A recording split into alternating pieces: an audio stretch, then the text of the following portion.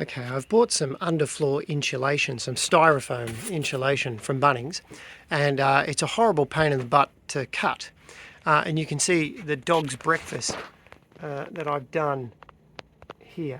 So I started out cutting it with a bread knife, and that's just, it doesn't really work. I tried a utility knife, you know, a Stanley knife, the same thing. It leaves all these tiny little beads of, you know, styrofoam everywhere. It's horrible. Basically, cutting this stuff is a nightmare, but I figured out a pretty good way. So that's what this video is. I thought I'll share it. So that's this jig that I have here.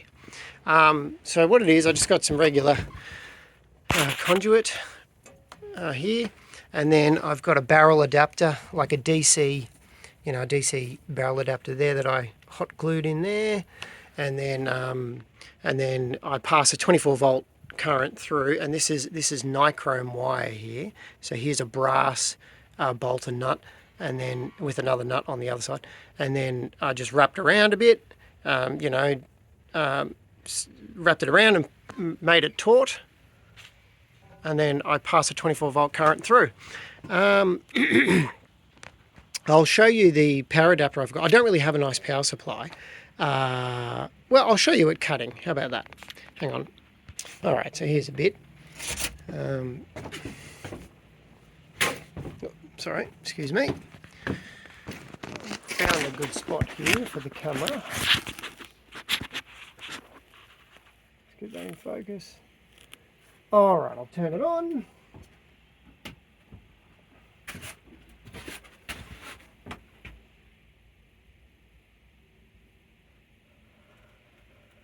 There we go, just like that.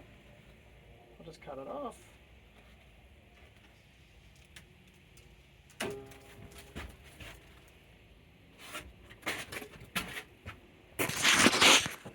Much better. Much better indeed. So, yeah, that's the way you cut this stuff.